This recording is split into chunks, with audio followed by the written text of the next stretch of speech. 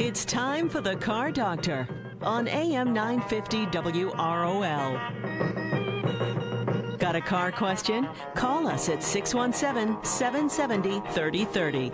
That's 617-770-3030. Now, here's the Car Doctor, John Paul, on AM 950 WROL, the spirit of Boston.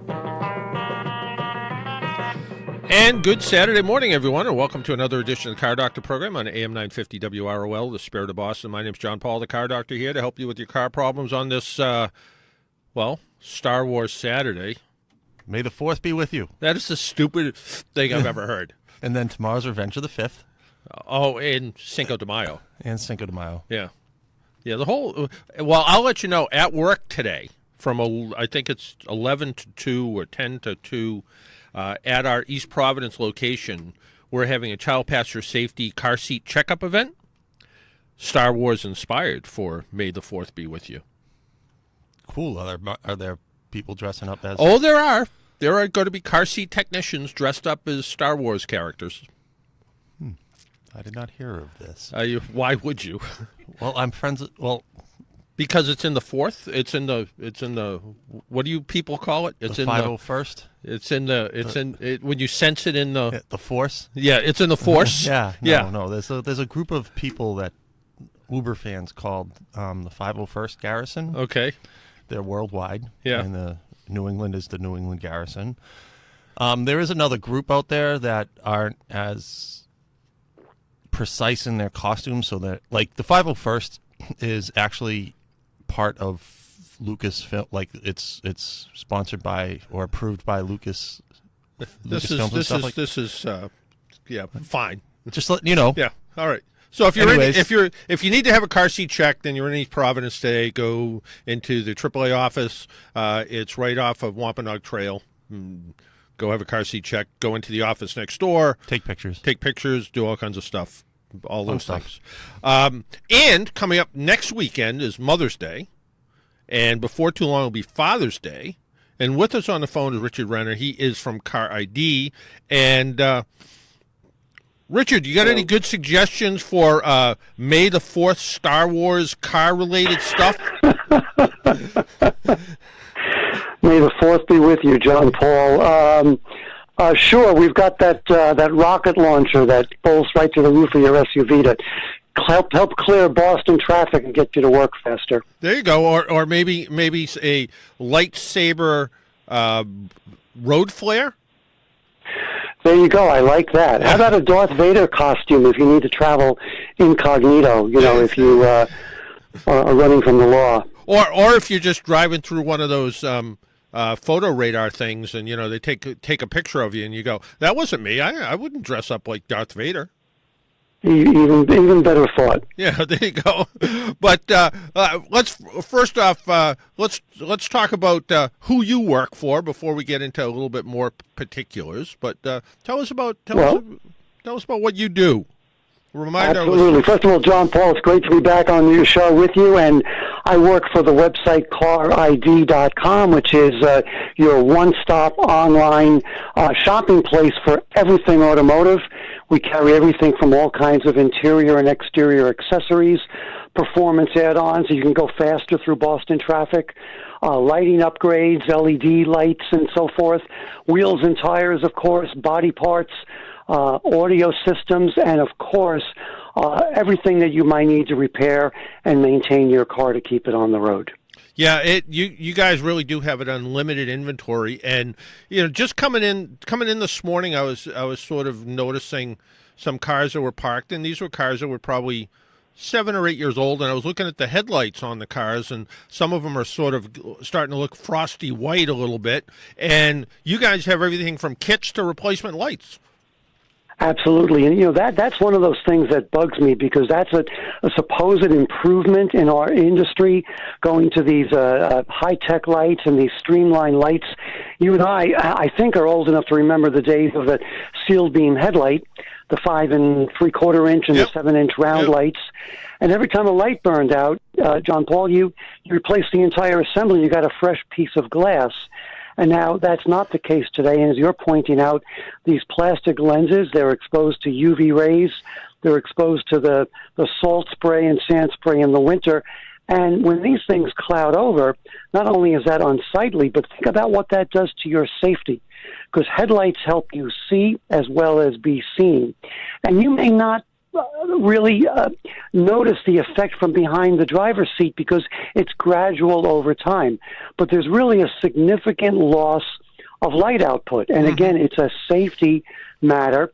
So we do sell these kits. They're very inexpensive.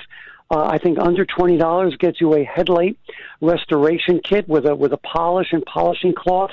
There's even ones that you can put a buffer into a drill and get a little bit more speed and pressure. Keep in mind that these kits, they work very well. In the long run, they are also temporary solutions. So sometimes the better solution is to replace the entire headlamp assembly and get a fresh piece of plastic or glass on the outside. Yeah, we did some testing at work of both both restoring the headlight lenses as well as the replacements, and what we found out was that if doing a restoration and doing a really good job, you gain about 80% of the light output back. If you replace the lights with an aftermarket kit, you probably get somewhere around 95% back. And if you go with the factory lenses, of course, you get, the full 100%. The difference is between the aftermarket and the factory lens could be twice the cost. So if you can get 95% of the light output for a couple $100, it's money well spent. Yeah, I agree. And again, it is unsightly, and it's something to point out. Of course, it is cost relative, what you can afford, and maybe how old your car is. And I always advise people when I have these conversations, look, let me ask you, how long are you planning to keep this car? If you're thinking you're going to get rid of it in the next year or two, maybe the polishing and bringing back a lot of the light you've lost, albeit in a temporary way, might be a most cost-effective solution. If you're going to keep the car for quite a bit of time, then think about the more expensive solution because it is your longer-term fix. Right. I was, joking about the Star Wars stuff, but, well, I said joking, and Dennis, my producer, just shot me a look like we do not joke about Star Wars. It's fine to joke about Star Wars. Oh, okay, no, that wasn't a look I got. But before too long, we have Mother's Day coming up and Father's Day coming up in June, I guess. So, but you guys have a pretty good selection of stuff if you wanted to cater it a little bit towards either Mother or Father's Day. Yeah, absolutely. And, I talk to friends, family members all the time about car stuff, non-car stuff, and it's the same old question. I don't know what to get for a gift, whether it's a spouse, a parent, a son or daughter. These are great days to celebrate. They're American traditions, Mother's Day and Father's Day. Sometimes you have to think a little bit outside the box, and you may not think about a website like CariD. Oh, my gosh, what am I going to get Dad, an oil filter? But there's all kinds of things related to the car. We're also coming up, John Paul, on vacation season and travel season.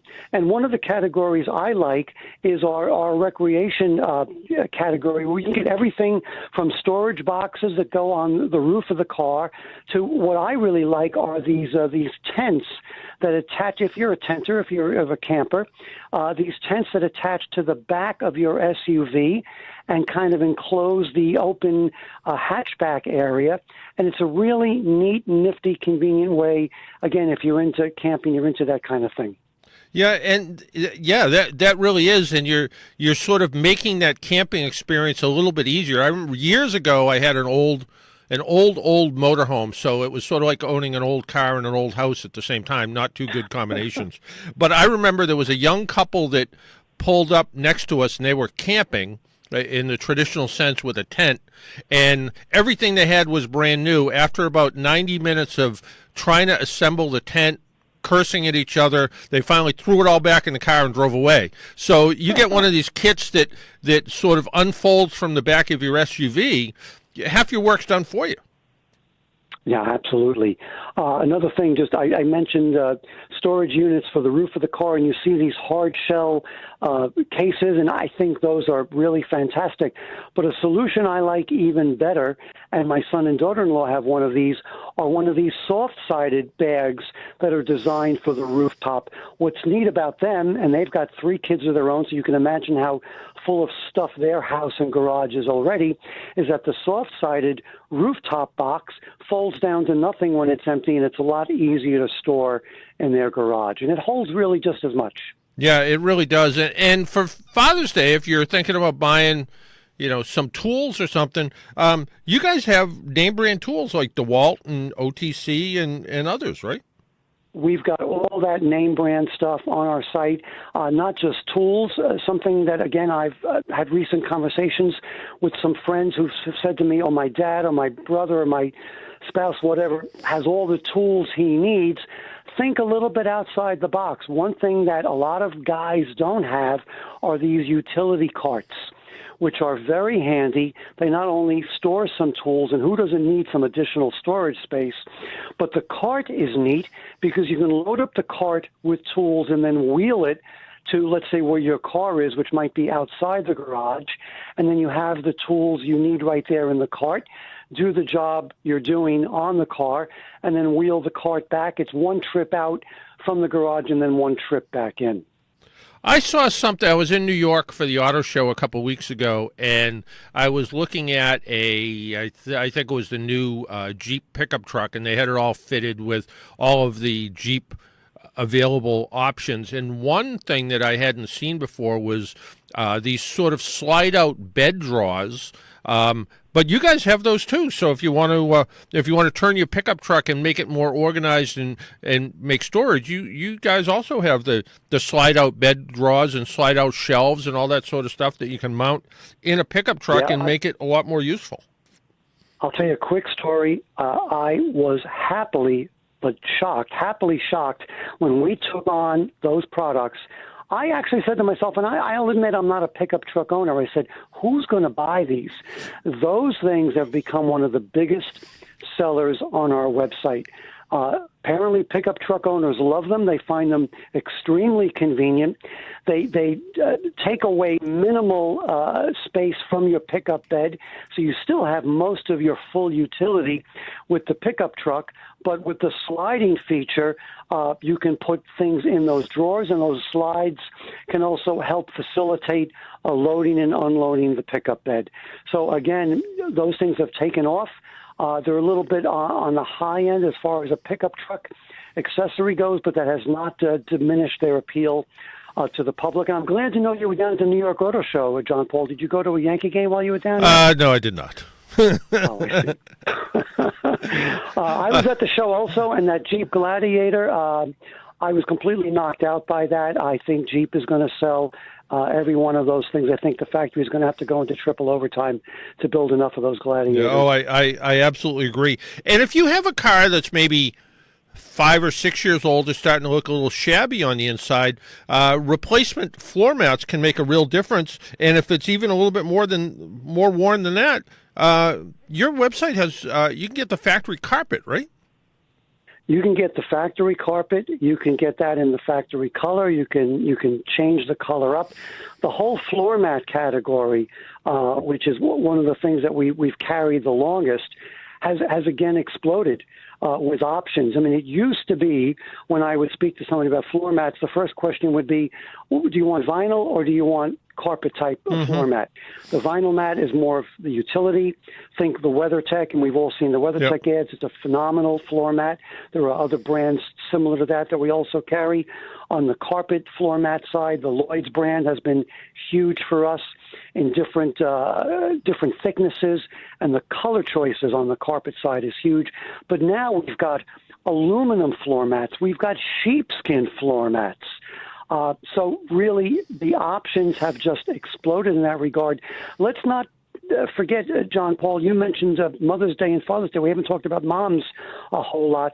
For mom, this could be a really nice gift. I know my wife is in the car 7 days a week. She said to me the other day she feels like she lives in her car. A nice set of floor mats It sounds a little corny, but maybe not. It could be a really nice upgrade and a great thought for a Mother's Day gift. Yeah, just don't buy her a vacuum cleaner. Or a set of tools necessarily. although my nephew's wife got all excited.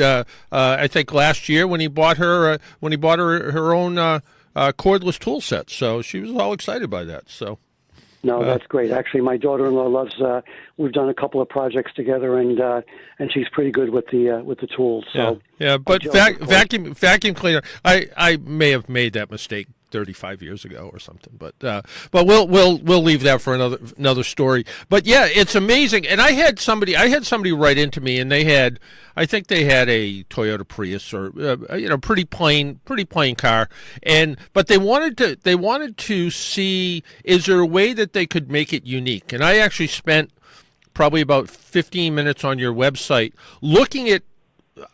And believe me, some of the things were a little bit odd that I was looking at. Everything from the upgrade of mats, but also seat covers that were a little bit different. Even though there was really nothing wrong with the seats in their Prius, they wanted something. I said, well, some people like seats that look like cow patterns, and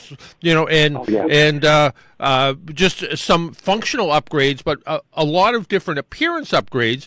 And for what really amounted to probably $200 or $300, you could turn kind of a Prius that looks like everybody else's Prius into something a little bit unique. And for a little bit more money, if you wanted to change wheels, on it, you could make it really a lot more unique. But for a little bit of money, if you want to turn your car into something that doesn't look like everybody else's. Now, I wouldn't suggest, and I've seen this before, someone glue all kinds of seashells all over the outside of a car, but that's for a very specific taste. But if you did want to do something kind of unique, you guys have a lot of accessories for that too. Yeah, one of the things I like to talk about with the stuff we sell, John, and I'm a baby boomer, and I presume you are too. We talk about when we were kids how all cars looked unique. And from 50 feet, 100 feet, I could spot a Chevy from a Ford, from a Plymouth, and so on. And what we lament is that today all cars look alike. So to your point, one of the selling features here is that, all right, if all cars look alike, what can you do to your vehicle to make it unique looking? But you started to talk about some interior things. Again, a big seller for us, and I'm pleasantly surprised by it, are people who coordinate seat covers with dash kits. We sell them in all different kinds of colors. Let's say you're into the camouflage look, which is personally not for me, but I know a lot of people who like it. You can buy seat covers in a camouflage type fabric, and you can even get these stick-on dash kits that traditionally have been wood trim, and you can get a camouflage look and coordinate that with your seat cover. And talk about unique. Yes, I know it's just the interior, but when you're driving, you are spending all your time inside the car. You really can make that vehicle look unique that way. Well, I was in Utica yesterday. A lot of camouflage in Utica. Just want to point that out. That's good to know. Yeah. And even on the outside, you talked about wheels and tires, and that category, again, one of the biggest selling categories for us. Everything from factory wheels. If you damage a wheel in a pothole, we're coming out of we're pretty much out of the end of winter season now, but New Jersey's got its share of potholes still. If you damage a wheel or tire, we've got the factory size and wheels that match the factory look for you. If you want to upgrade to something in the way of a normal upgrade, meaning what we call a +1 or +2, 1 inch or 2 inches larger than factory. We've got that, and of course we've got the super large wheels and tires. And now these wheels come in unique colors. It's no longer just silver or chrome or black, but we have an option where you can select the color for certain wheels and either coordinate it to match your exterior paint color or select a contrasting color. So there's no limit there, John Paul. Yeah, there really isn't. And I was again, I sort of use your website sometimes to answer people's car questions. And somebody wrote to me, and they had I want to say it was an Audi, and for whatever they used to clean the steering wheel, it turned the wheel sticky. And they went out and they priced a new steering wheel, and it was going to be it was going to be $400 or $500 because it's a pretty expensive repair to put a steering wheel on it. And they're like, I don't want to put some $6 steering wheel cover on my Audi. It's going to look lousy afterwards. But I found wheel skins on your website, and it's a pretty pricey cover for a steering wheel cover. I think they're $60 or $70, but at least the installed pictures of them, they looked really good afterwards. And it was what I thought was a very reasonable and cost-effective way to fix what was a steering wheel that every time you put your hands on it, you felt like someone had glue on it afterwards. Yeah, John Paul, true story. I bought a used Ford truck a couple of years ago. When I bought it, it had a sticky steering wheel. I bought from us the Wheelskins brand cover. It was, first of all, made of leather. Now, full disclosure, since you mentioned this had to be laced on. So with a needle, I had to thread a piece of string, not string, but thread through the pre-punched holes, and it took about an hour and a half to install the cover. Yep. It was completely worth the effort. First of all, I took my time. I made sure that it was lined up. I made sure that as I threaded it on there, I threaded it on really, really tight. And from 3 or 4 steps away, you could not tell this was a cover. It completely restored a great feel to the wheel. It's not one of these cheap, as you mentioned, slip-on things that, frankly, all right, if it's all you can afford, I understand. But this was a significant upgrade to the interior of my pickup truck. Yeah, they looked really good, and you're right. It takes a little time, it takes a little effort, but it's certainly a do-it-yourself project, and you can spend a little bit of time. And again, going back to trying to make your car a little bit unique, if you want to changing the steering wheel cover, a good set of mats, maybe a dash kit for what amounts to maybe $200 or $300, you can kind of really upgrade the interior of your car and make it feel like new. Well, one of the things that I talk to people about all the time, both our salespeople on the inside and when I do speak to customers, is that much of what we sell is in the DIY category. You're not required to install it yourself, but we encourage people to try. I've installed multiple sets of seat covers on both my own vehicles and others' vehicles. And again, you've got to take your time. I'm not going to say to someone you can do this in 5 or 10 minutes.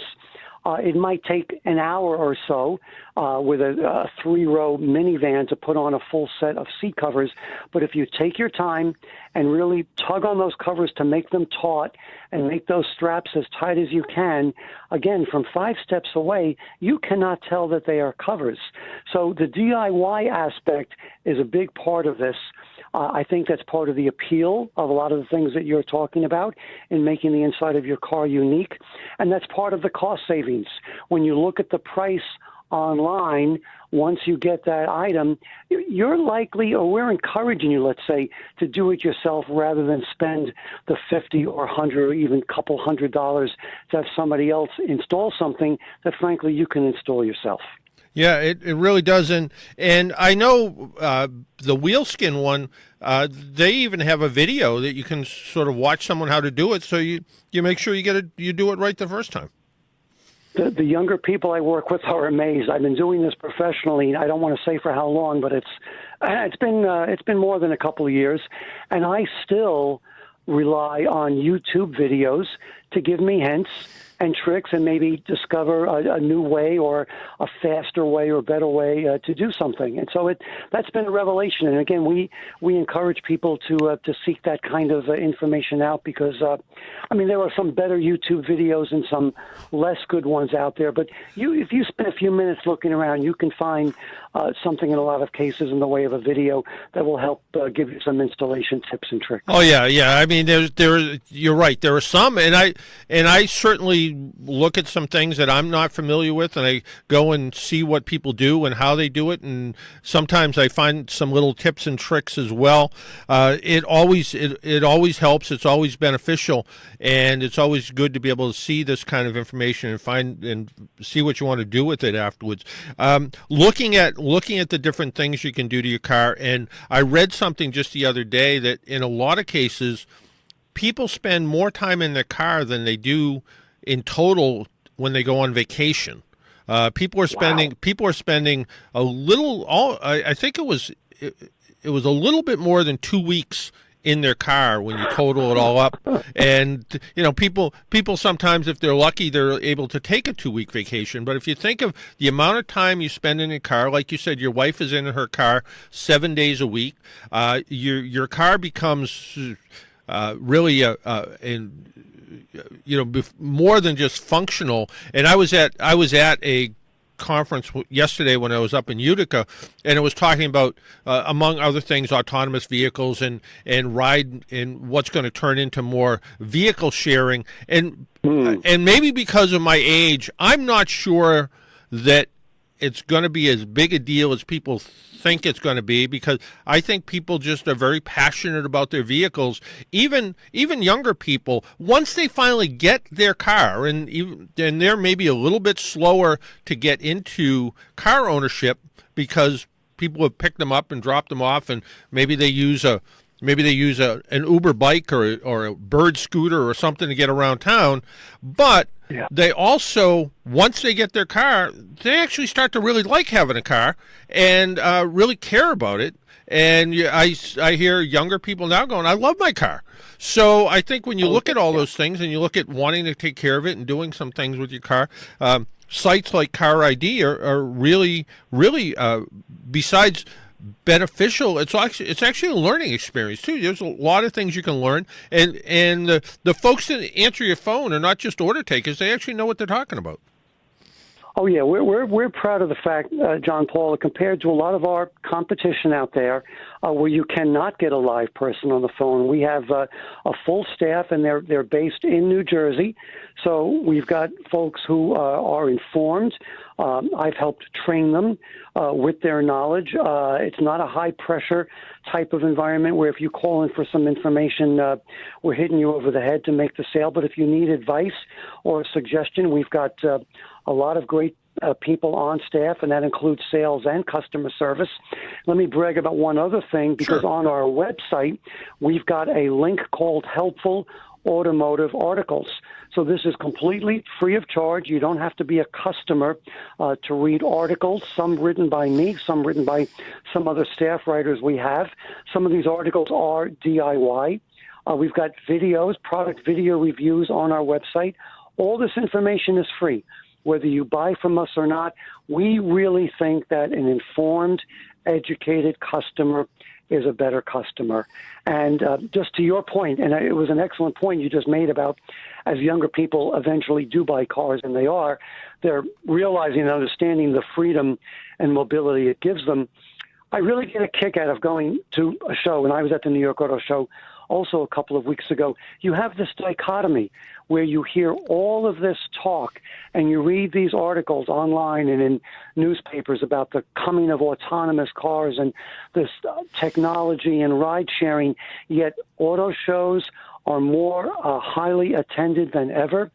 And you go there and you see manufacturers displaying high horsepower muscle cars and pickup trucks and family vehicles.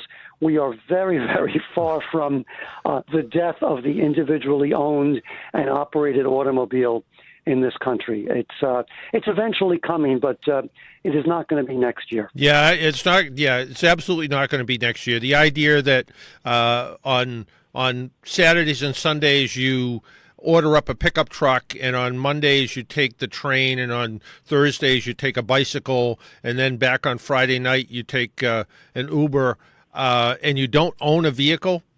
I don't necessarily see that happening. At least not in the immediate future. No. I mean, there are some solutions, as we both know, which we're not going to get into, that are coming. But and again, you see it at the auto shows, and thank you for the comment about our website. We're very proud of what we have, and again, it's a self-serve site if you'd like. If you want to call in and speak to someone for some advice, you're welcome to do that. But the individuality that we offer certainly is something that a lot of people in this country, and frankly, we have a market outside of the U.S. also, a lot of people are still finding attractive, and I, for one, am very glad to see it. Yeah, no, it's great. And when you see, and like you pointed out, outside of the country, there are places where it's a little hard to find parts, and that's where the internet can be your friend, and you can find out some information about particular parts or particular kinds of things you can do to make life a little bit easier. I don't know. I think the one thing that might be missing, you might need the car doctor to write a column for your website once in a while. We'll take that under advisement. All right. Hey, Richard, we got to let you go. We got to take a break and pay some bills. But thank you for taking some time out of your Saturday morning. The website is CariD.com. That's how you get there. You can find out all this information. And to me, it's again, I'm dating myself a little bit. It's sort of the virtual equivalent of a Sears catalog. You can just kind of look through the website and go, yeah, I'm not really ready for this, and this, but it's there if I want to get it at some point, and I'm ready to go when that time comes. So fantastic stuff. John Paul, thank you again. Great to be on the show with you. All right, take care. Bye-bye now. All right, bye-bye. That was Richard Reina. He is the technical advisor to CariD.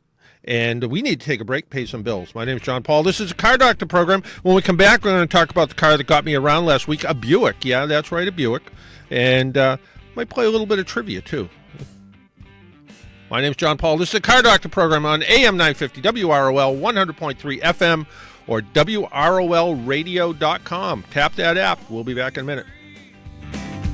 I keep blowing on down the road. Well, now they call me the breeze.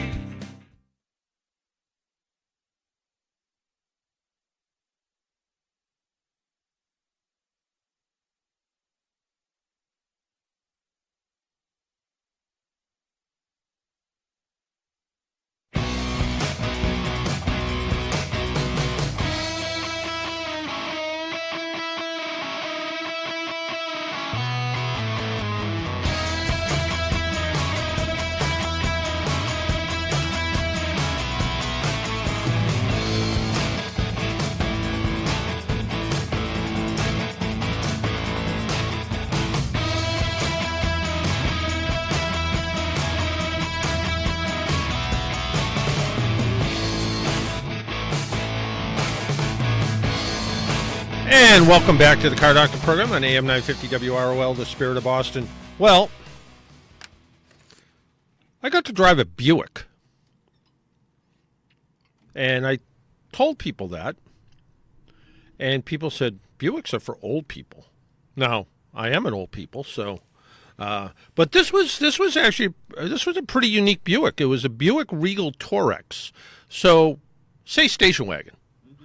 But... I suspect there's a lot of European design in this car, maybe even Opel in here somewhere. But it's been a long time since I drove a Buick station wagon, a really long time since I've driven a Buick station wagon. And this 2019 Buick Regal TourX will never be confused with the traditional American wagon. TourX is a mid-size wagon with standard all-wheel drive, but don't confuse it with an SUV. The all-wheel drive system provides stability and traction. It isn't specifically designed for off-road travel. This Buick is also quite stylish. It's not a boxy wagon of the 70s, but definitely has a strong European influence. Power is provided by a 2-liter turbocharged 4-cylinder engine. Remember when every GM seemed to have a 350 cubic inch V8 or bigger, 455s or other things? But this uses a little 2-liter turbocharged engine. Makes decent horsepower, 250 horsepower. The transmission is an 8-speed automatic, and power is divided evenly between the front and rear wheels. The TourX comes in 3 trim levels. We road tested the well-equipped Essence trim. The interior of this Buick was nicely done with quality components and switches throughout. Like many vehicles today, a lot of the controls are part of the infotainment system, but Buick did leave a few buttons and switches to help minimize distraction. The seats are comfortable and supportive overall. Visibility is quite good. Even with the large sunroof, there's plenty of headroom. Tilt and telescoping steering wheel make it easy for drivers of all sizes to find a comfortable steering position.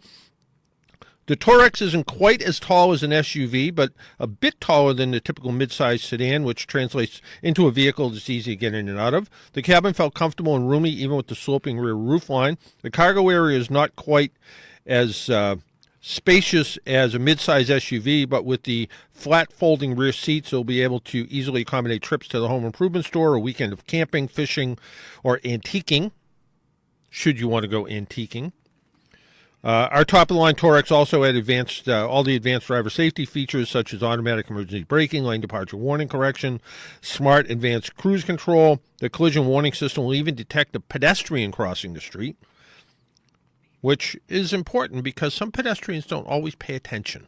They just kind of walk out there, and it works pretty well. Our TourX also had the trifecta of heated steering wheel, heated seats, and remote start. Nice for a cold day.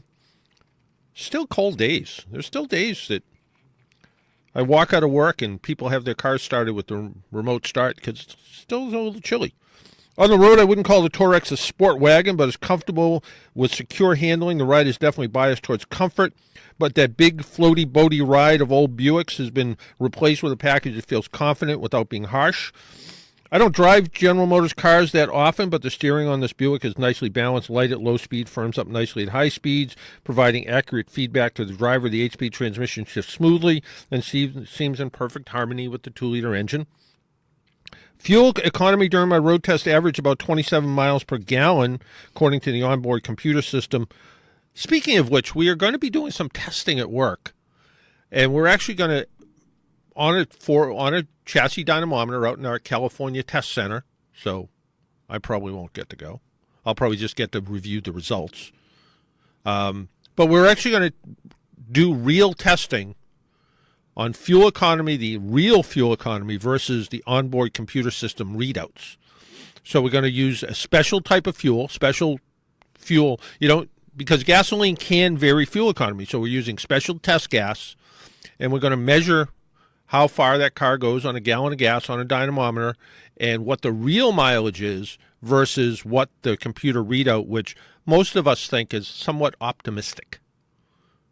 Our Volkswagen, for instance, claims to be at 60 miles an hour, easy on the gas, top up, no air conditioning on, 40 miles per gallon, which is 5 or 6 miles per gallon more than what the EPA says it should get on the highway. I don't think it's getting 40 miles per gallon.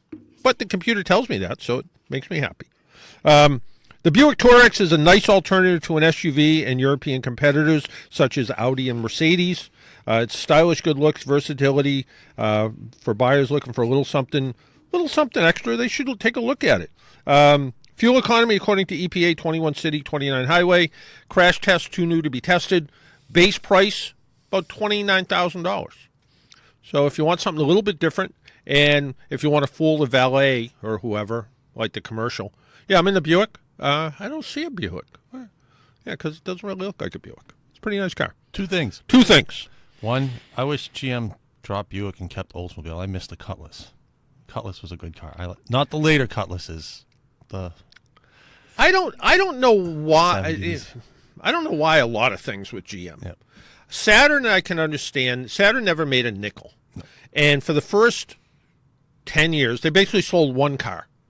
It was a two-door version. It was a four-door version. It was a wagon version. Yeah, they tried to do the Hyundai model, and the the plastic door panels didn't do all that well. Then they came out with Saturns that were Opals. And they were actually pretty good, but they were Opals. But all the things that they hung their hat on, things like, well, the Saturn has a timing chain, not a timing belt, so you won't have to do timing belt maintenance. Well, when the Opal version came out, they all had timing belts. They said, these are going to be plastic body cars, so they won't dent and scratch. Not quite. So everything they tried to say, and the whole one price thing where you walked into the Saturn store and you said, I'll take one of those, and it was no different than buying a toaster. The idea was okay, but some people actually like to negotiate. And some people like to feel they got a better deal than their neighbor did. I liked the idea of it, and it gave the dealers a little bit of margin to make some money. But then some of the dealers started to screw it up too, because they started to, we'll take this off or we'll take that off. And they kind of played with their own system and made it worse. So that didn't help them. I always liked Pontiac. Pontiac was a great. Pontiac was a great car, right? But then Pontiac's kind of blended in with everything else. And Oldsmobile, when GM got revamped for the 50,000th time, it seemed like, and they wanted to try to move Buick up to where Lexus was, do away with Saturn. I think Oldsmobile might have been already gone at that point. Yes. And what happened, they lost, talk to somebody from the 50s, and they'll tell you a Buick was a different car than a Pontiac, it was a different car than an Oldsmobile. They were all different. And then they started to share a few more things. Then they started to share a few more things. And then they became, was a Pontiac Le Mans really that much different than a Chevy Chevelle? Was a Chevrolet Nova different than an Oldsmobile Omega, different than a Pontiac Ventura, different than an Oldsmobile Apollo? How do I know those four? That's Nova. Mm-hmm. Yeah. So it's the only way I could. That's the only way I had any chance of remembering that. But it was one of those things. Were they really different? They not really. And I think what was really one of the key things that hurt them was and I don't remember the year, 70s somewhere, when, that might have been 80s, when Oldsmobile put a Chevrolet V8 in their full-size cars. So they took out the Oldsmobile V8 and put a Chevy 350 in. Technically a better engine, less problems. The Oldsmobile engine had a lubrication issue where it would cause the camshafts to wear out and some other issues, and certainly some of the Chevy V8s had some their own share of problems. But it was a better, more reliable engine. But they didn't try to hide it from anybody. You opened the hood, and it was an orange Chevy engine, not a blue Oldsmobile engine. And people went, I paid extra money for an Oldsmobile. I got a Chevy engine? What the heck's this all about? I think that was the beginning of the end. They started to lose their uniqueness. Yeah, exactly. I remember talking to an old-time mechanic, and he said, you could blindfold me and put me in a Buick and put me in an Oldsmobile and put me in a Chevy, and I can tell you which one of those cars I'm in by the way it starts and by the way it rides going down the road. Might have been bragging, but still. The second thing? Okay. I said two things. You said two things, yeah? Is the computer readouts on the fuel economy. Mm-hmm. I got to say that the car that I currently drive, the Nissan Rogue Star Wars Edition, Star Wars Day, got to fill that in there. Yeah. May the fourth be with you. Yeah. It's pretty accurate. I did the math from like when I fill up and how many miles I get to the tank and what it's reading out. It's maybe 2 or 3 miles. It says I get 2 or 3 miles more than what I'm actually getting, but it's pretty accurate. Like when my recent trip to New York, I filled up the tank once, back and forth. Well, I shouldn't say once. I filled it up a couple days before I left, and then on the way to New York, somewhere in Connecticut, I stopped and filled up again because I was because you wanted to pay more for gas than you did in Massachusetts. Actually, it was less. Really? Yes. Where do you buy gas? I don't know. I got off the highway. It was less. And then I didn't fill up I filled up in Connecticut, got the rest of the way to New York, and then I drove all the way back from New York without ever filling up again. I didn't stop once on my way back from New York. I got gas 3 times in the last 2 days. Yeah, maybe well, 4. You've driven maybe 4. Maybe 1,000 miles. Maybe 4 times. Last week we had a trivia question. We gave away the Beacon for Life road flare. Worth like $80, by the way. And hopefully people have gotten them because I just put them in envelopes, inside an envelope. So it's in an envelope, inside an envelope. It's a pretty solid plastic envelope. So hopefully they got to where they're supposed to go. Well, they're pretty rugged. I wasn't worried about them breaking. I was worried more that the envelopes would tear or the post office would go, what the heck is this thing with 3 D-cell batteries in it? And hopefully it didn't light up and flash. Probably should have taken the batteries out or put them in upside down so it didn't come on. Note to self for this last one. So we've given away 2, and we have 1 more left because the inventor sent me 3 to try out. And so we have 1 left. Last week's trivia question was too easy. This trivia question might be too hard. In the 1985 version of Back to the Future, what was Marty McFly's desired vehicle? In the 1985 movie Back to the Future, what was his desired vehicle? If you know the answer, give us a call at 617-770-3030, 617-770-3030. And for Peter in Salem, it was not an Edsel. I know what it was, but you don't know what it is? The name is. Yeah, that's all right. Well, you can't win anyway. So I got a note from our technical guys at work, and it has to do with battery recharging after a jump start. And I actually like this. And what happens is the correct way to fully recharge a typical battery after a jump start is to put it on a battery charger for several hours on a kind of low to mid setting, somewhere between 2 and 12 amps, to maintain optimal battery life. This allows for full charge absorption at the lowest temperature. Yeah, you can quick charge a battery, but that extra heat is no good for the battery. Vehicle alternators and charging systems are not designed for to provide this type of recharge current. That's right. Even though someone may say to you, hey, yeah, your battery's dead, but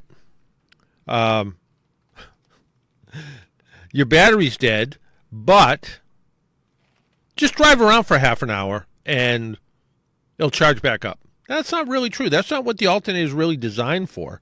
Amperage, so there's a chart, and it says for a typical 12-volt battery, when it's being charged at 2 amps, and it's only got about 50% of the 50% of its charge rate in it. And if you have a little 2 amp battery charger, it takes a whole day to charge it up fully. If you have a let's see here, a 10 amp battery charger, which a lot of people have, the ones that are 2 and 10, it's going to take about, if it's 50% charged, it's going to take about 3 hours to recharge. And that's using a battery charger. So the idea of knowing that, oh, just drive it around for half an hour, it should be fine. The alternator is not made to do that. It's just not, it chances are it will bring it back somewhat, but it won't bring it back 100%. So just something to be aware of. 617-770-3030, 617-770-3030. I saw the post office truck come by earlier. And if you're listening and you see Johnny Costello out doing his route today, tell me he looks good. Just tell me he looks good. Because he's having a midlife crisis. Yeah, he's having a little bit of a midlife gray hair crisis. At least he still has hair. He's the same age as me, and he has a whole mop on his head. I was almost shaving it off the other day. That's some people do. I don't know. I would. You have more hair than I do. Yeah, that doesn't mean anything, you know. So General Motors will drop its all-wheel drive from its diesel-fueled 2020 Chevrolet Equinox, which is kind of funny because it's one of those things that it falls into the category. If I had a nickel for every time somebody said, if I could only get a diesel in something or other, I envisioned I would have a whole bunch of nickels, and instead I only have a nickel. So a Chevrolet spokesperson confirmed the news and said all-wheel drive was in low demand, which prompted the automaker to scale back to front-wheel drive only configurations in the diesel version, which is actually sort of interesting.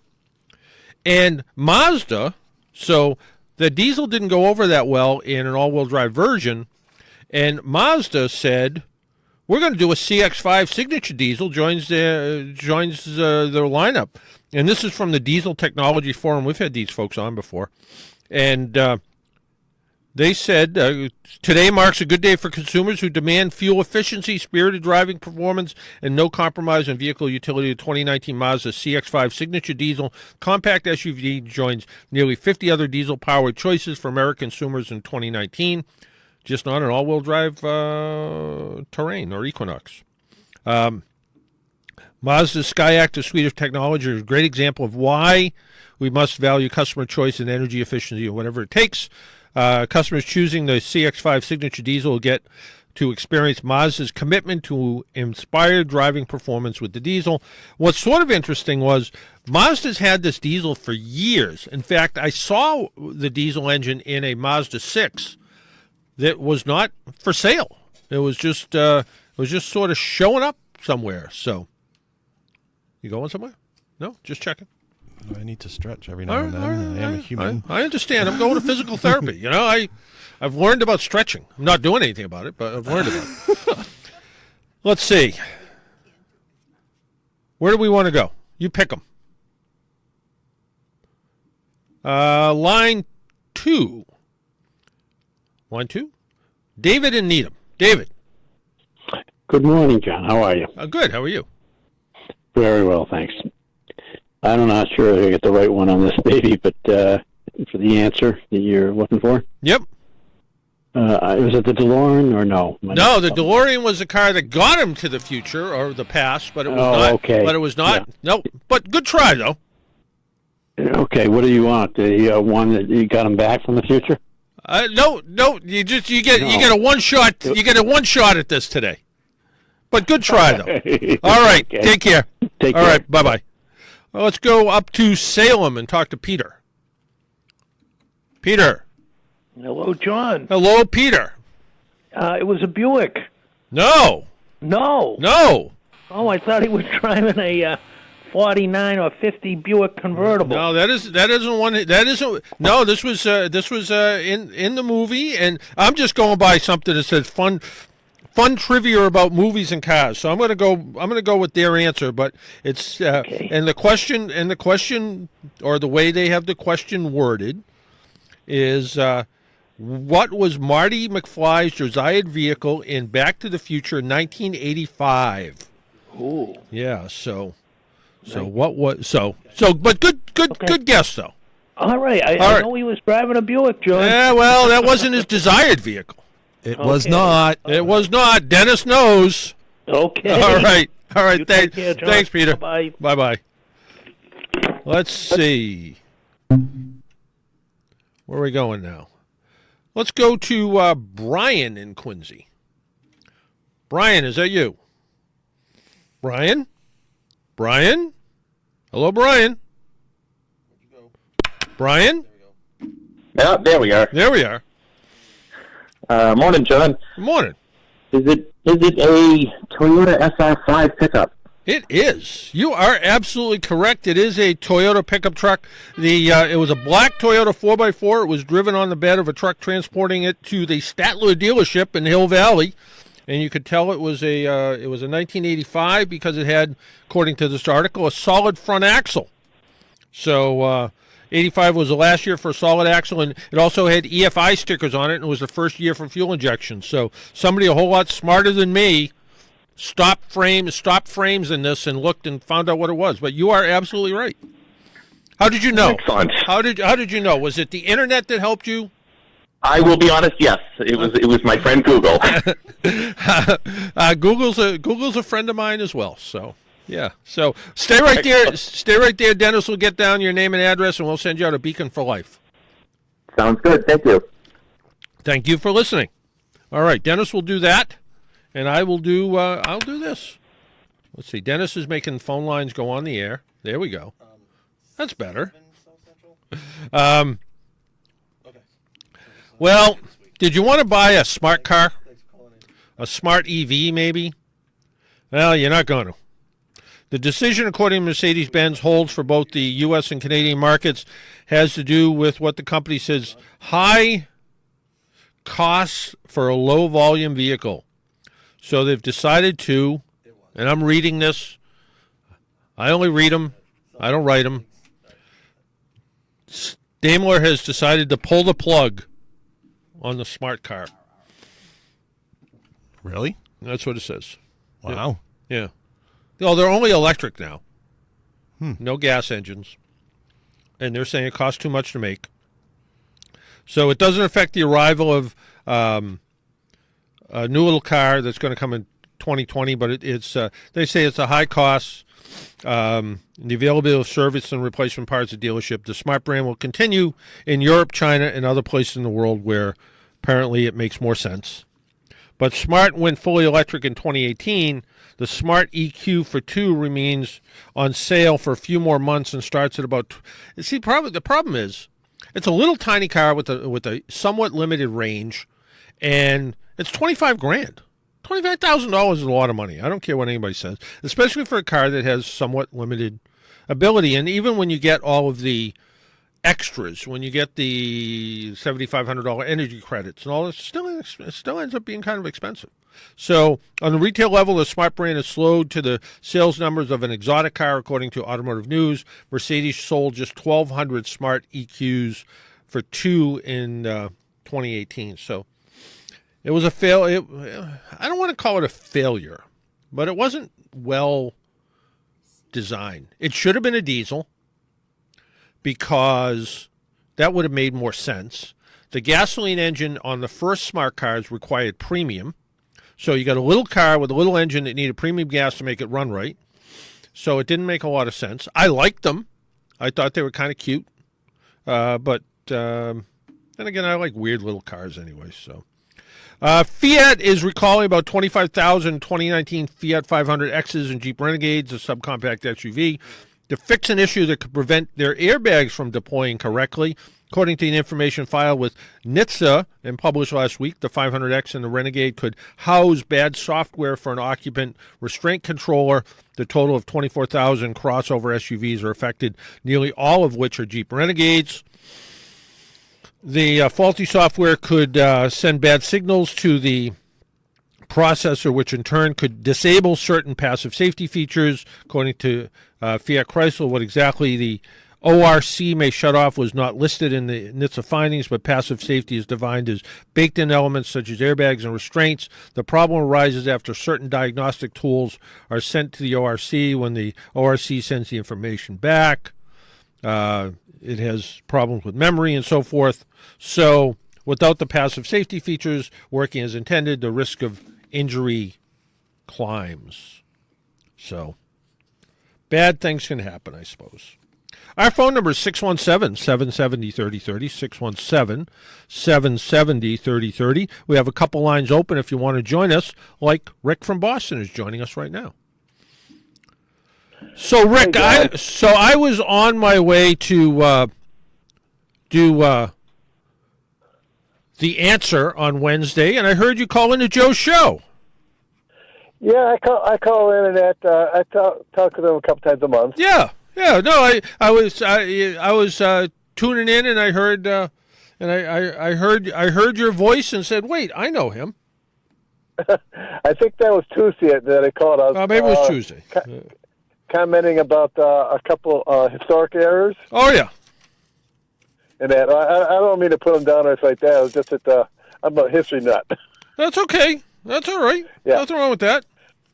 Yeah. What, I came across something who was the guy who said if you don't know history, you're destined to repeat it? I don't know, but the thing is, I see that there's a lot of people in the United States that do not know history. Well, I used to. I'm kind of forgetting some of it now, but you know. But anyway. Well, you know more about history of the cars than I do, so I'll give you credit for that. Okay. So what's up today, Rick? Well, I came across something on the internet that I think you might find interesting. The city of Dubai in the Middle East is growing so fast that the tourist agency recommend that unless you're staying in one of the major hotels, that before you leave the airport, you have a map to give to your taxi driver to tell him how to get to your hotel that you got reservations at, and that the mailing labels in the city of Dubai contain a space so you could write down your directions or draw a map to tell the mailman how to get deliver the mail. See, I thought Dubai actually, I heard that the building had slowed down in Dubai a couple years ago because that was one of the what was interesting about Dubai is it seemed like if your imagination, whatever you thought they were building, I mean, let's face it, they built They built their own ocean. And, they built luxury homes on something that looked like a palm tree. They didn't build their own ocean. They were building their own islands. They built their own ocean. Come on. They surrounded an island with water. So and something that looked like a palm tree with houses on it. And, yeah, and they also have islands that looks like each state of the United States too. And Massachusetts. And you can go skiing in a place where it's wicked hot. Yes, you can. On snow. Yeah. On snow. Yes, you can. Yeah, I have talked to a couple of people who have been there. One person actually went there on vacation, and they loved it. And one of the reasons they loved it is they are a very neat, organized person. And they said it was the neatest, cleanest, most organized place. In fact, if you had a dirty car, you get a ticket for having a dirty car. Yeah, the crime rate is supposedly zero, because if you get caught doing a crime, you're in big trouble. Yeah. So and I guess you kind of wonder who does the crime, because you see all these cars that were caught in sandstorms, and they're Ferraris and Lamborghinis, and they just sort of look like they're abandoned. Like, we'll get to that someday. It's just it's an interesting place. No place I really want to go to, I must admit, though. They also bring in their workers from like Indonesia when they're building all those huge buildings and stuff like that. And they give them room and board, and they pay them pretty well. Yeah. Because they have money to do so, and then when the job's done, they send them back to their country as very well-off individuals. And I'm not sure if it was Dubai, but sort of friends of friends of friends. Their son and daughter worked at a school out here, and a prince or something asked them to build a school where they were, so they brought them there for a couple of years and paid them silly money and paid all their room and board and all that sort of stuff. I was talking to somebody else who lived there for a while. They had to have 2 air conditioner systems put in their car because that was the only way it could tolerate the desert heat. And they actually have to run their water in their house through a chiller because it comes out of the cold water faucet like 105 degrees. So I get enough problem with the stuff I have. I don't need to do that. But that's interesting stuff, Rick. That it's growing so fast. You kind of have a fill in the blank place to tell Johnny Costello where to deliver the mail. Yeah, and just consider the fact that people say Boston's hard to get around.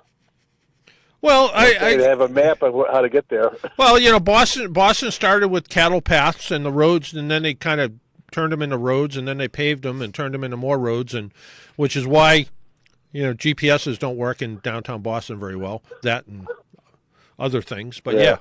Hey, Rick, thanks for the information. Have a good one. All right, you too. Bye-bye.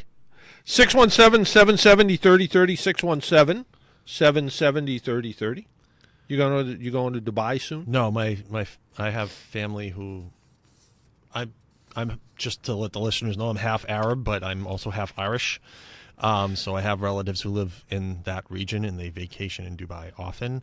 And I believe I have relatives that actually live in Dubai. I don't know, but yeah. So I get constant pictures of feeds. Like some of my family that live out in that region go to Dubai, like you go to the Cape. Just letting you know. Are they wealthy? No. Are they going to leave you money? No. No. Just wondered. If they were wealthy, I would not be talking to you right now. I would be out there. Well, sorry. Yeah. Do you have relatives in Ireland too? I do. I have lots of relatives in Ireland. So lots and lots. So there's a point in your life where you might want to go visit one or the other or both. I would go to Ireland before I would go to the Middle East. And you know me, I like the heat. Is that why you make baklava? Yes. Which you've never brought in here, by the way. Oh, I've never brought it in here? No. Really? No. Well, I just want to point my baklava taste, I don't know what it is. I have had many people say that. Is it the honey? I don't know, because I've had many people who say they don't like baklava, and then they try mine and they take the pan. I don't know. Okay, all right. Do we need to take another break? Sure. Okay. All right, why don't we do that? My name's John Paul. This is the Car Doctor program. You're listening on AM 950 WROL, the Spirit of Boston. We'll be right back.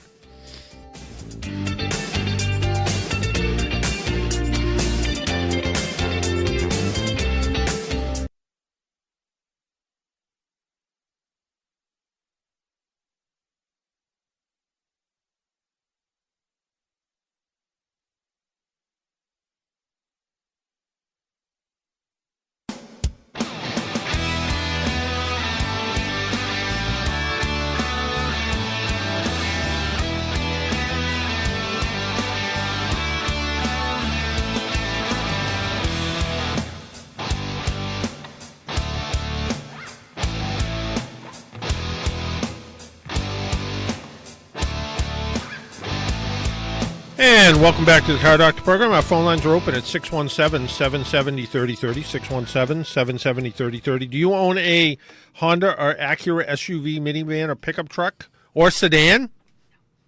It's just about everything they have. Well, and it's a very small recall. It's only about 100,000 vehicles. And it's only 2018 and 2019 models. But apparently the timing belt will break, which is not good. So, according to documents filed with NHTSA this past Thursday, they said 2018, 2019 Acura MDX Honda Pilots, 2019 Acura RLX Sport Hybrid, TLX, Honda Odyssey, and Ridgeline may house a defect on about 100,000 vehicles recalled. Honda estimates about 1% feature a bad timing belt, but each car fails during the manufacturing period where flaw is discovered. Honda last week recalled nearly 500,000 sedans and crossover SUVs sold both under its mainstream Honda and upscale Acura divisions due to a defective fuel belt. The latest recall published by NHTSA includes the 2015 to 2019 and 2016 and 2018 MDX and Honda Accord and Pilot for a specific fuel pump module that could fail. But the timing belt failing, well, that could be a big deal. They claim that something wasn't hardened correctly when they made the rubber in the belt, and that's what caused the problem. The other one has to do with sodium particulates found in low-quality fuels that may cling to an internal component inside the fuel pump. Particulates can cause increased electrical and mechanical resistance, which causes the fuel pump to run too hot and break. So, I did the story once before about odometer tampering. And it's popped back up again. Odometer tampering remains a major concern, even though automakers switched from analog to digital displays a year ago. According to a new report from NBC affiliate 12, millions of cars wander local roads with odometer fraud. The TV channel worked with Carfax to investigate how widespread odometer rollbacks are in this digital age, and experts shared that it's easier than ever to roll back mileage on a vehicle. Chris Bezo, who has been on this program, he's from Carfax, worked on the investigation, said there are 1.6 million vehicles across the U.S. that may have a rollback odometer. The problems for consumers are vast. Not only does it put the owner at risk for expensive repairs, but also jeopardizes the safety of vehicles, passengers, and other motorists. Odometer tampering is on the rise, especially for leases, apparently, because people want to wind the mileage back, so it doesn't look like they went over the lease number. NBC found that even a technician with little experience was able to easily manipulate a digital odometer in a 2006 model year vehicle. The entire process took 30 seconds and took 100,000 miles off the life of the car. Anyone selling a car can inflate its value and con a buyer into paying more. And it really has to do with the electronics. When you put a new digital speedometer in, you're supposed to put the mileage, what was on it, on the old one. And so you use a factory-style tool, you plug it in, and you punch in the numbers that was there. Well, you might punch in different numbers than what was there, so you lower the mileage. And the only way you would know that would be if the car went in for state inspection and it went in at 20,000 miles and 40,000 miles and 60,000 miles, and then all of a sudden it said 20,000 miles again. So that's how Carfax finds it. I think the number might be a little artificially inflated because Carfax also just looks at odometer errors.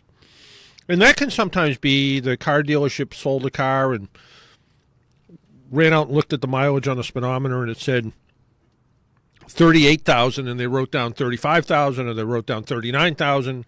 Either way, it's not right, and it was just a clerical error. But other times I think there are people just winding mileage back. So those states, i.e. Florida, that have no state inspection, you never know. You never know. And there are states where when you sell a car, even if the title has all kinds of flags on it, if you buy a car that is, say, came from Massachusetts, and then suddenly was titled in Arizona, and then suddenly was retitled in Massachusetts again, you might go, why is that? And the mileage didn't change? Like somebody didn't really drive it 3,500 miles and 3,500 miles back? And you kind of go, what was that? That could be an indication that there was some shenanigans going on. So the winding back, can other than the state inspection thing, is there a way for you to see, like... No. No? No. Boy.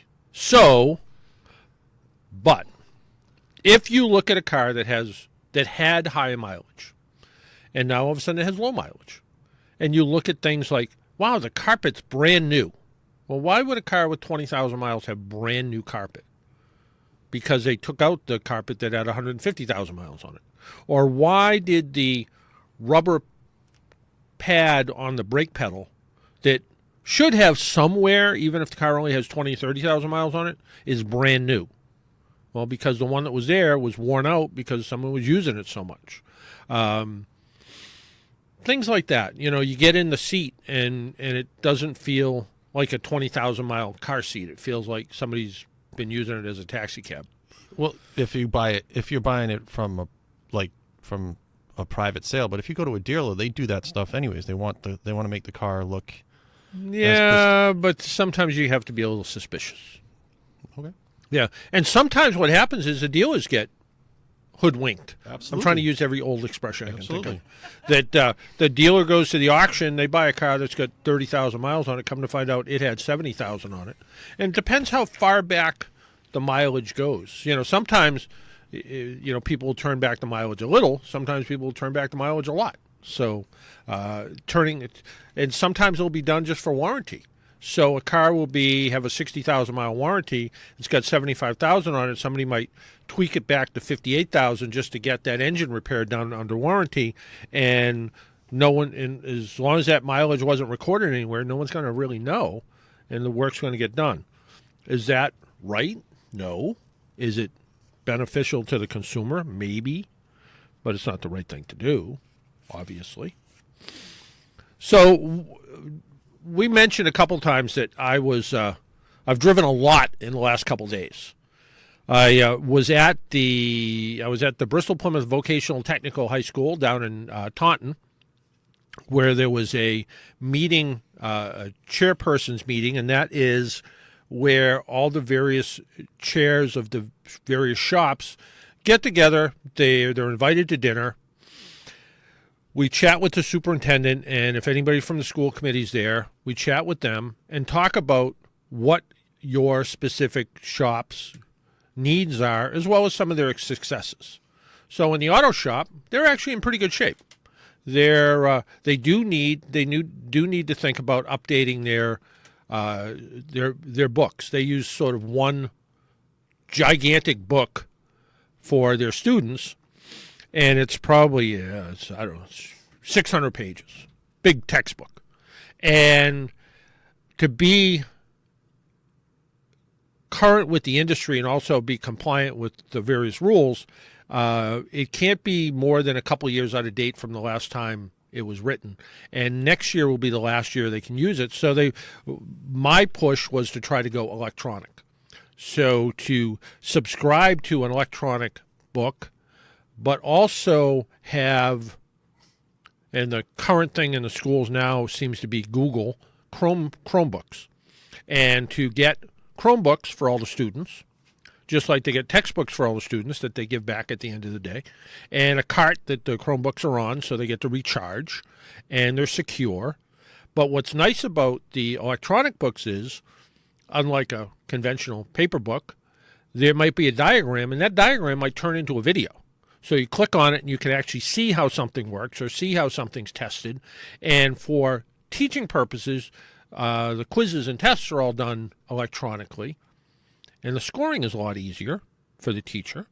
And it's also, it can identify, maybe there's, if the entire class doesn't do well, or a lot of the class doesn't do well in a particular area, it's really spotlighted for the teacher to go, I really need to go over that and do a little bit more with that. So it's really a good way to go. So I went to that and had a nice dinner, sat with people from computer something or other, CTE, I think they call it, and a woman from nursing. So we talked about medical stuff, which was sort of interesting, because I asked her, and she was fairly young, and she went to that school, and she's an emergency room nurse, and now she started off as an emergency room nurse, and now she is she's a surgical assistant. But I asked her whether, as a nurse, whether she got every disease she ever read about, and she said she did. Everything that she learned in school, she seemed like she got it, which I guess is pretty typical. But the auto shop in Bristol Plymouth is in good shape. They have good enrollment. There's a huge need for automotive technicians.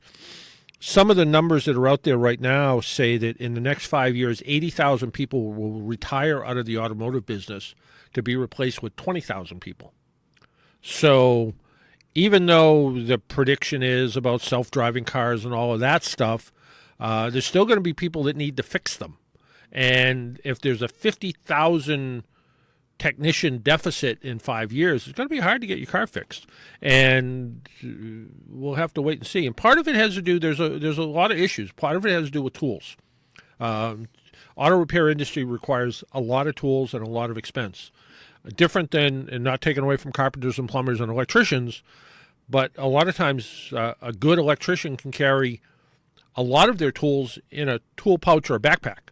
And the only thing they need maybe is a Sawzall and a hole saw and a few other things, but the tools are relatively simple. I mean, and again, not to take away from it, but you may have a whole box of tools as an electrician. You may have a whole box of tools as a plumber, but in a lot of cases, it's not limited, where an automotive technician might need $10,000 or $20,000 worth of tools. Now, some automotive technicians go a little overboard, buying a $10,000 tool cabinet when they could buy something pretty good for $2,000, or they could buy used and save some money. Well, it also makes sense because in an auto... Yeah, you're in one spot. You're in one spot, and you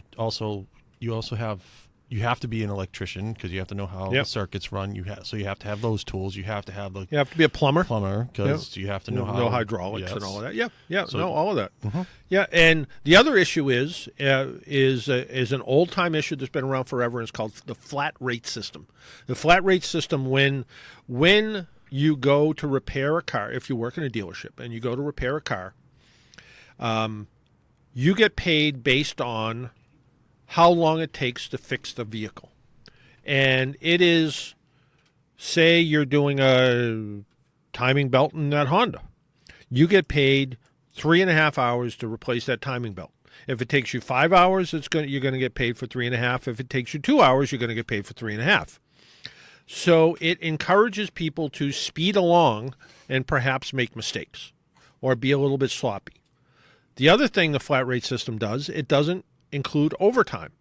So if you're kind of a go-getter and you decide you want to come in early because you have the work for it and you want to stay late and you want to work 50 or 60 hours a week and maybe clock up or flag 80 or 90 flat rate hours, even though you work 20 hours over your normal 40, you only get paid straight time. So there's no time and a half in that world. I was talking to the service director at Copeland Toyota, and they said they're actually going to do away with the flat rate system. They're going to go to something different. They're going to go with a little bit different plan because they want to. And that's a family-owned dealership, and they want to try to come up with a way of having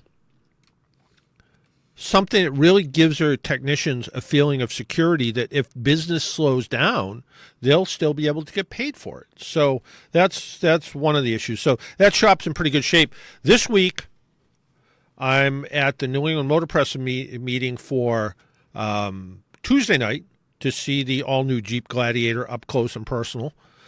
Better than I did at the auto show, where I did get to drive it, or passenger in it at the auto show.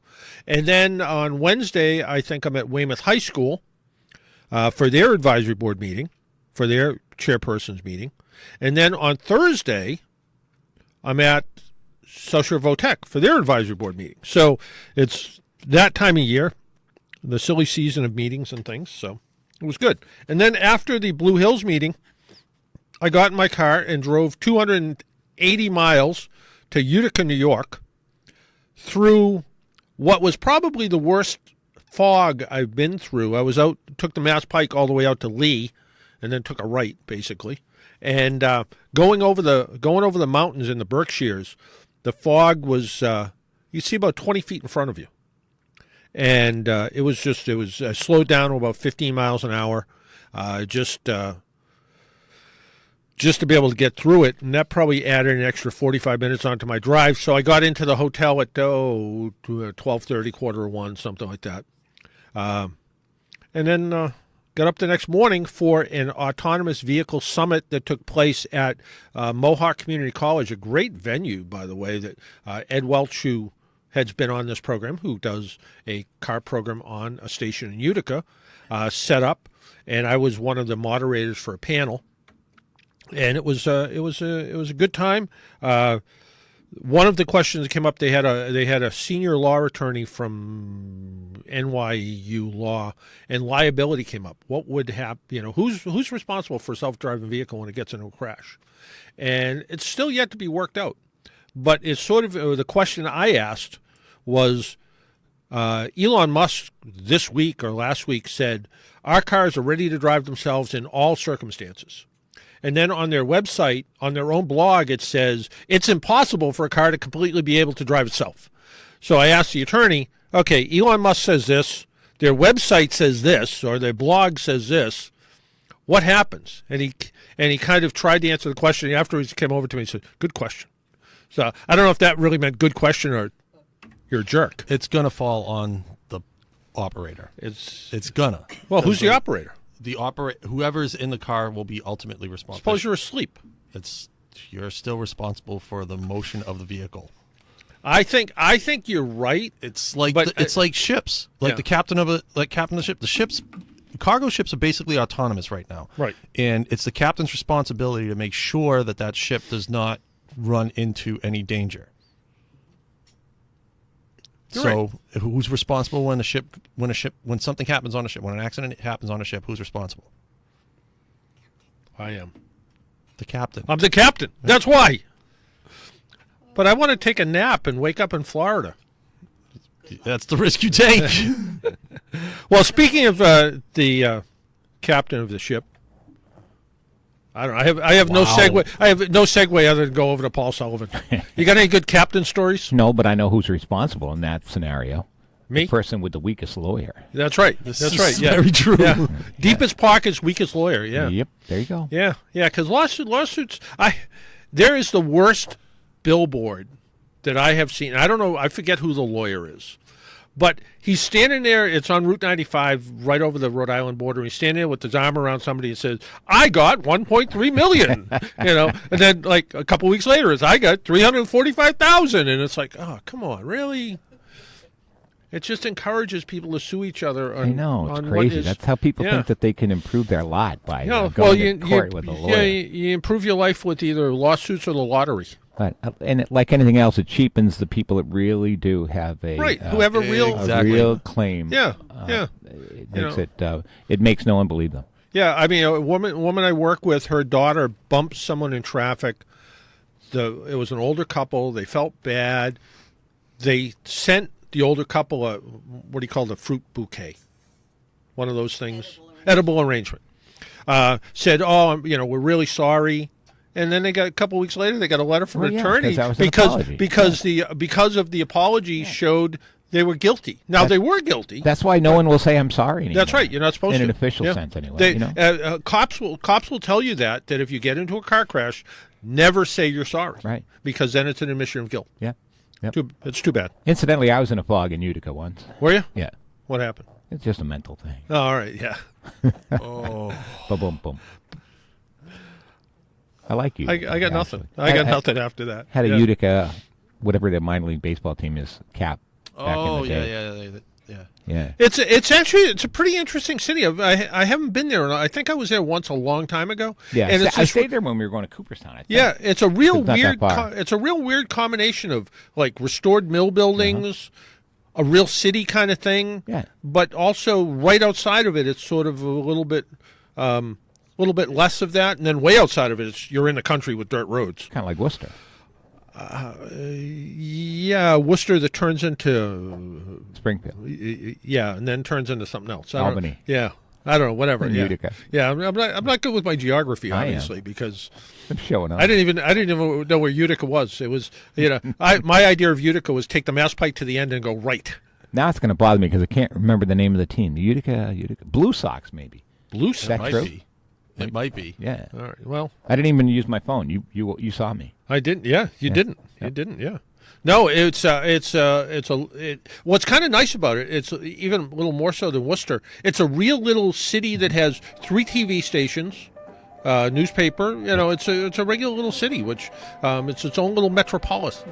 If you're listening, by the way, in Utica on the app, please phone in. Let us know what the name of the baseball team is. Yeah. Hey, I think it's the Blue Sox. But the piano guy's playing, which means I can't hear. My headphones have checked out. We have to leave, and Paul Sullivan and the Irish Parade's coming up next. Yeah. All right. But what do you got going on today before we go? Well, I was saying Claire, I'm going to play every song with May, like Welcomes the Flowers in May, The Queen of the May, The May Morning Dew, May We Never Have to Say Goodbye, anything. May your Guinness never run out. May you be half an hour's in heaven before the devil knows you're dead. That's right. All those things. Hey, coming up next, Paul Sullivan and the Irish Hit Parade, the very best in Irish music. Until next week, make sure you wear your seatbelt, drive safely, be good to your car. Talk to you all next week. Bye-bye.